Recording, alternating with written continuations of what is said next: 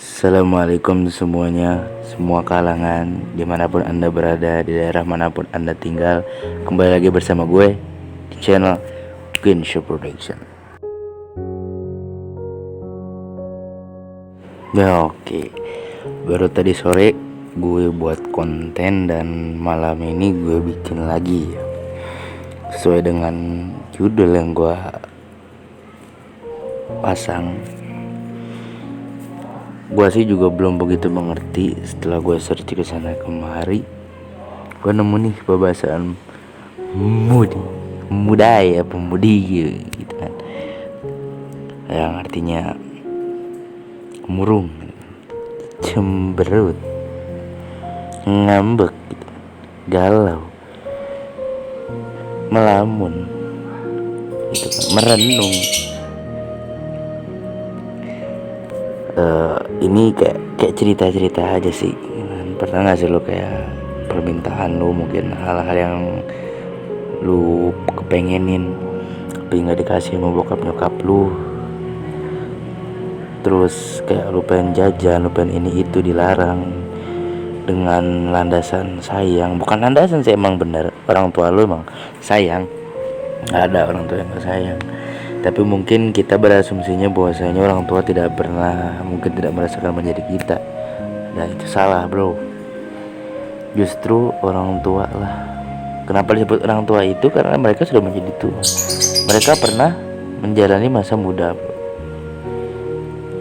Di masa-masa muda mereka mengambil sebongkah atau jutaan pengalaman serta kepengen peristiwa yang mungkin mereka ingin gitu kan, mengevaluasi hal tersebut, bahwasanya ini harus terjadi di anak gua, bahkan lebih. Ini harus tidak boleh ada di anak gua. Ini tidak boleh ada dalam kehidupan anak gua. Anak gua tidak boleh merasakan ini. Gitu kan. Sering kayak lu ketahuan pacaran sama bokap nyokap lu. Wah, ngapain sih gitu. Masih kecil aja, bocah baru kemarin sore minta duit sama mak bapak aja pengen pacaran, udah gaya-gayaan. Padahal kita mikirnya kan, ya biarin, kita kan remaja, kita kan istilahnya anak muda, ABG. Ya ngapain sih istilahnya lu orang tua ngelarang-larangan gua, kan gua anak muda. Itu lu termasuk udah ngelawan banget sih, udah durhaka tingkat sedang sih. Karena ya mungkin orang tua tahu seorang darah daging mereka ingin menjadikan darah dagingnya menjadi daging yang seutuhnya bersih tanpa darah gitu. Ibaratkan steak, mereka ingin mematangkan anaknya di kematangan yang perfect, yang sempurna. Jadi tidak setengah matang, tidak over, di tengah-tengah, pas.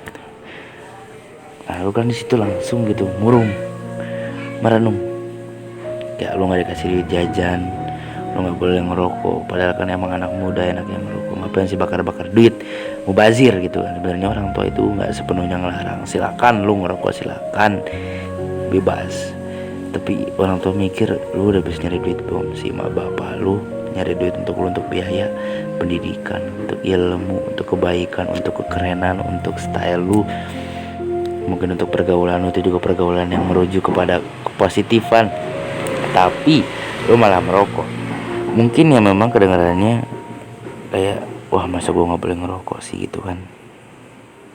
Tapi nyatanya secara tidak langsung orang tua itu memberikan hal yang terbaik bagi kita. Orang tua itu perlahan membangun karakteristik dan mempunyai kriteria yang emang wow gitu buat anaknya. Kayak biasanya kan gua denger aja ya dari kayak model Draw My Love, seorang YouTuber sukses. Oke gitu, dia sekarang adalah orang yang sukses, tapi dulunya memang kan sering ke warnet. Dia gamers berat, pecandunya itu udah tingkatan atas kepada game. Tapi sekarang bang dia sukses gitu. No bro, belum, nggak ada masalah dia sukses. Lu harus terinspirasi dari kesuksesan dia tersebut. Tapi lu bisa nggak sukses dengan masa lalu yang nggak begitu kelam? Nah dengerin nih, kita sukses di dunia, kita tidak bisa menjadikan kebanggaan tersebut sebagai kebanggaan number one. Kenapa? Gue bukan sok suci, maaf ya. Ketika lo sukses di dunia, belum tentu lo sukses di akhirat, benar. Nah, disitulah lu berusaha bagaimana caranya biar lu sukses di akhirat. Mumpung sekarang lu masih diberikan kesempatan sama Allah untuk bisa menepakkan kaki lu ke bumi, melangkahkan setiap pijakan. Mumpung masih lu punya kesempatan ya, cobalah, kenapa enggak. Lebih perfect lagi lu sukses di dunia, lu sukses di akhirat. Gue berani jamin ya, gue bukan sok tahu gitu kan. Ketika lu sukses di dunia, lu belum tentu sukses di akhirat, men. Belum tentu sukses di akhirat, lu garis bawahin. Lu sukses di dunia, belum tentu lu sukses di akhirat. Karena apa? Air mata orang tua lu pasti netes, pelukan pasti akan menyelimuti badan lu ketika lu meraih suatu prestasi, lu mempunyai piala. Tapi apa Allah menyuruh itu para hamba-hambanya agar bisa masuk surga, agar bisa nyenyak berbaring di alam kubur, agar bisa hidup bahagia dengan bidadari-bidadari di sana. Lu bawa sebuah piagam, lu bawa sebuah piala? Enggak. Kalau emang persyaratannya gitu, gue serius untuk mendapatkan piala. Kualitas dari gue piala. Ya, menurut lo ada benda paling berharga? Menurut lo piala adalah benda yang paling sulit dicari. Tapi menurut gue, pahala adalah yang paling sulit untuk dicari. Sekalipun dicari, dia bisa tertimbun atau terhapus oleh yang namanya dosa. Sedangkan piala, tingkatan maling sekalipun gak akan ada yang mau ngambil piala, dan gak akan ada yang mau ngambil piagam. Gak akan ada. Itu mudah-mudahan omongan gue ini bisa bermanfaat, menjadi sumber kesantunan Anda, sans gitu, sama memotivasi, terinspirasi. Mudah-mudahan selalu sehat-sehat aja, rezeki lu lancar, dan hidup selalu diberkahi oleh Allah Subhanahu wa Ta'ala. Mudah-mudahan nanti kita bisa join, gue invite lu ke surga. Itu juga kalau boleh ya.